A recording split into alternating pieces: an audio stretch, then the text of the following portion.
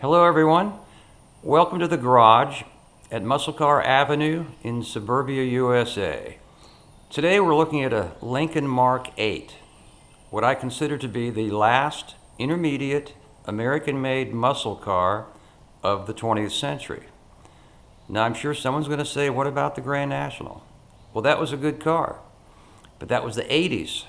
But in the 90s, the Lincoln Mark VIII came to life from 1993 to 1998. I consider it to be the evolution of the 1969 Dodge Charger 500. You recall that car. Flush headlights, flush rear window, purely designed for the high-speed traveling on the NASCAR racetracks. I believe this car would have looked much like my Lincoln had it been produced for as many years, at least up through 1993 when the Mark VIII first appeared. As you know, all Mark VIIIs have an all-aluminum 4-cam 32-valve engine. They all have fully independent suspension, 4-wheel vented disc brakes. This particular one has an overdrive automatic transmission, a 4-speed actually, with a overdrive 4th gear. I have had it recently rebuilt with a shift kit added to boot. It will bang it into 2nd gear if you shift the car manually. But I think the lines of this car are just exceptional. Some of the sweetest pen strokes of any car I can think of. There is not a flat surface or a straight line anywhere on this car, as I think you can see. I'm running stock wheels. I've considered many times replacing the wheels with maybe a 5-spoke or something like that. 5 spokes were always the holy grail of wheels, dating back to the 60s. But they are so common now. Every rascal on the street has got a 5-spoke of one kind or another. SUV, station wagons, pickup trucks, everything. They just seem to have lost their luster. So I'm keeping these. Besides, all the aftermarket wheels, or I should say none of the aftermarket wheels for this Lincoln are hub-centric. The only place you can get a hub-centric wheel is from Lincoln. And not only that, I figure an entire room full of well-educated engineers sat down and came up after a week or so, or maybe longer, with the optimum wheel for this car. And this is it. Or at least this is one of about 4 that they offer during the lifespan of the Mark VIII. But I like this one more and more, so I guess I'll just go ahead and keep it. I've trashed the center caps, as you can see. I just think it has a little more aggressive look to it. Naturally, the Lincoln's got that required spare tire hump, but it looks more like a little spoiler than anything else. Even from the back, it's got a nice look to it. Dual exhaust, of course. It's got a real nice sound. You'll hear that later on. Notice the SVT emblem there. The SVT Lincoln was such a rare option that they never actually made one.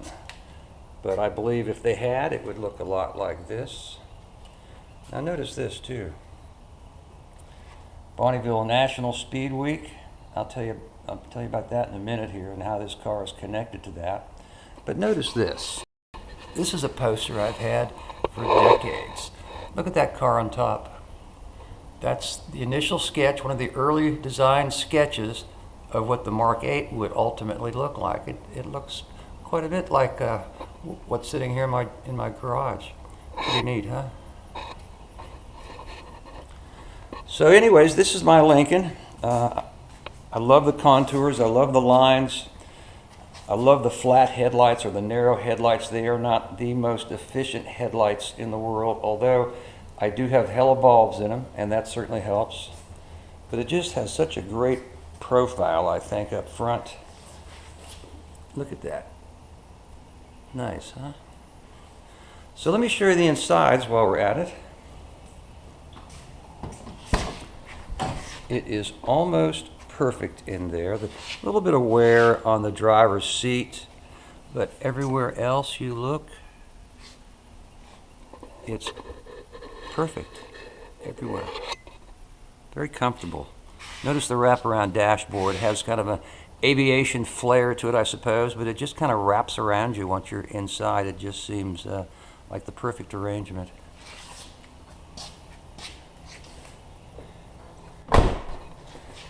Pretty nice car, huh? It's got everything on it that I would want. If I would buy a old Barracuda or an old Chevy, I'd have to put four-wheel disc brakes on it. I'd have to put aluminum wheels on it. I'd have to put an overdrive transmission in it. And this car already has all that. So it just keeps me coming back for more. Every time I consider trading this car, I wash it, and it just looks so good that I don't dare get rid of it. Okay, we're going to take a... Okay, welcome back. I popped the hood, as you can see. If you've ever popped the hood on a early Mopar Street Hemi, this is essentially what you're going to see, although this is 1990s version. You recall the wide valve covers, spark plug holes right down through the middle of them like that Hemi had. So it's got that too. It also has an all aluminum block, aluminum heads, 4 cams, 32 valves. Sorry about that camera wander. And best of all, not best of all, but also 16 intake runners. Count them if you can. 16. The primaries used to have a little butterfly system in them, so when you got on the car, kind of gradually, you could feel it as the revs built. You could feel them open up, kind of like coming on the cam, as we used to say in the old days. But all that's gone now. It wore out. I recently had this intake completely redone. Those butterflies are gone. It's wide open throttle, so to speak, in all 16 runners. It's a little cantankerous when it's cold in the morning, but it's impressive and imposing looking under the hood, don't you agree? I can't imagine looking at another engine under the hood. And that's a classic. I get to see it every time I pop the hood, which I do often just for purposes like this. The intake system, air induction system, has been opened up as well. K&N air filter, of course. The silencers within that system are all gone. But otherwise, the engine's pretty stock. It still runs good. And as you can see, it's an impressive.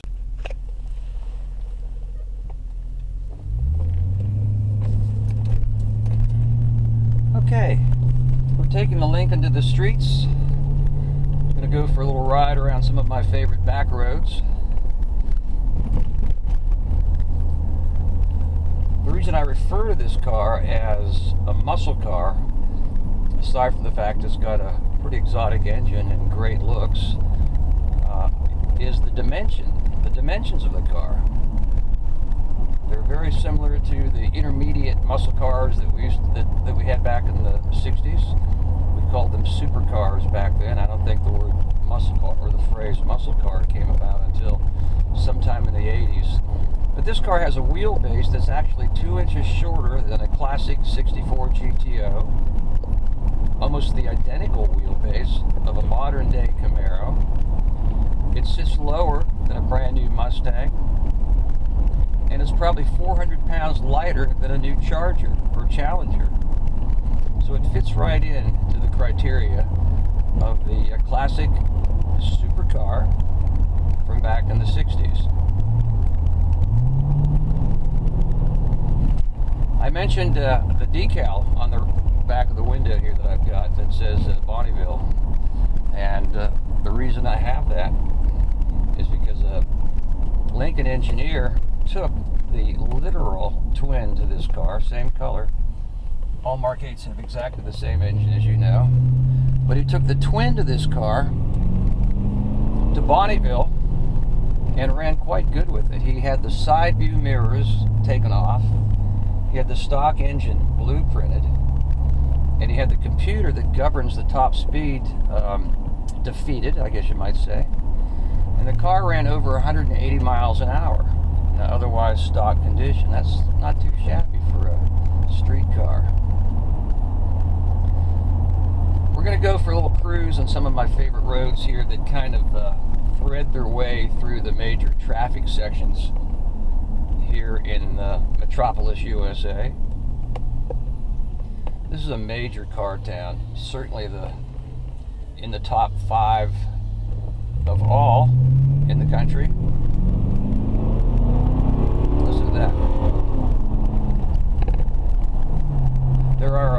shows, first of all, look at this. I don't know if you saw that. The GM plant is being torn down. Sad, sad story. Anyways, there are countless car shows in this fair city. There's my favorite, first Sunday of every month. Located at a shopping center, or mall, I should say, here in the north side of town. Lasts a few hours. By 7 o'clock, it actually starts at 7. And by 8 o'clock, there will be 500 to 1,000 cars there. 500 to 1,000. A lot of muscle cars, a lot of sports cars, a lot of hot rods, good number of imports as well. But it's quite a spectacular event. But that's the nature of this town. It is car crazy. And I mean hot car crazy. Not just transportation car crazy. You know, I told you I lowered this car, took out the airbag suspension and put conventional 5-inch diameter springs in. I also had this car lowered twice, in fact, to get the stance I was after. And I think I've got it just about right. I wanted to get rid of all that dead, or as much of that dead air space above the tire and right below the wheel well lip as I possibly could, and still have a reasonable ride height for, you know, city driving. I'm there finally. I also added a big fat sway bar to the back of this thing, Adco sway bar, a 1 1/8 inch bar. The stock unit was a 1 inch. I have 1 inch up front, and the old rear was 1 inch. And that fatter rear sway bar has added some oversteer, or reduced some understeer, depending upon how you want to look at it. It's really tightened up the rear end on this car. I could tell almost immediately that I suddenly had more suspension capability than I had traction capability out of the tires that I'm currently using. But, you know, squealing a little tire here and there has never been a bad thing. And it only is one tire. I do not have a traction lock rear end in this car yet. It's a 327-to-1 axle ratio. I like it. I love the 75 mile an hour downshifts into second gear. Although I would also like a 355, I think, with a traction lock. I'm going to do that here probably before too long. So we're going to go up here and do a little turnaround. We just went under something called Maserati Junction. That's not what it's really called, but I'm not going to tell you what the actual name is. But it's a bunch of overpasses and underpasses. I think you just got a view of some of them as we rode through here. But we're about to hit an entrance ramp that will give us an opportunity to have a little fun. Now listen to this engine. It's got MagnaFlow mufflers on it, and I just love the sound that they make. Okay, here we go. Ease out here.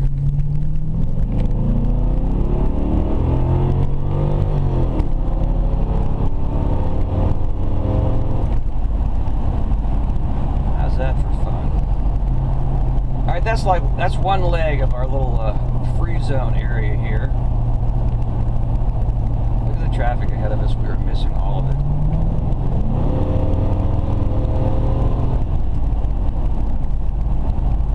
Look at those overpasses and underpasses. It's like spaghetti.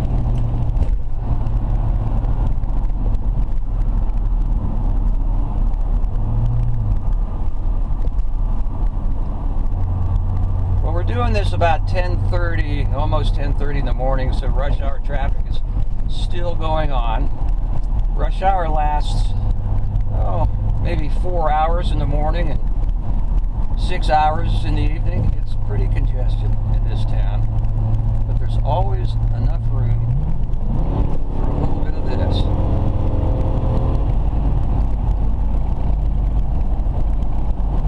Very smooth, very nice driver.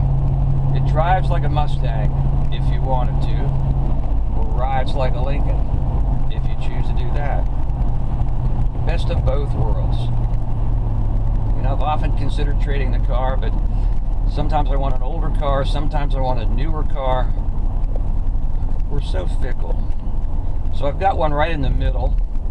I guess I could say it's the best of both worlds. I don't mind being seen in this Lincoln. It just looks so good. And I guess most people just assume it's a regular old Lincoln and never heard of the Hot Rod Lincoln songs from back in the late 50s and early 60s. So Lincoln's got a bit of a reputation as a bad boy. It's been called a gentleman's hot rod. That's not to suggest I'm a gentleman, although I have been known to make people believe that. Mostly I just like to drive a car that sounds good and looks good and runs good. And who can blame us for that? Hi there, Roger here, your host and personal muscle car chauffeur. Well, as you can see, we've got the Lincoln back in the garage safe and sound. I hope you enjoyed the ride. We'll do it again sometime real soon. Different car though, perhaps a different route. One with just a little less traffic than what we're used to seeing, or what we saw today anyways. However, why don't you do this? Check out my website in the meantime. It's called musclecaravenue.com. You'll find a great collection of photographs of some terrific cars, hot rods, muscle cars, classic cars as well, and some good reading. Also, you'll have a chance to relive or live for the first time many of the events that happened in Detroit and other major cities during the classic muscle car era from the early 60s through the early 70s. So do stay tuned. So until next time, keep this thought in mind. Horsepower is the best medicine money can buy. See you soon. Thanks.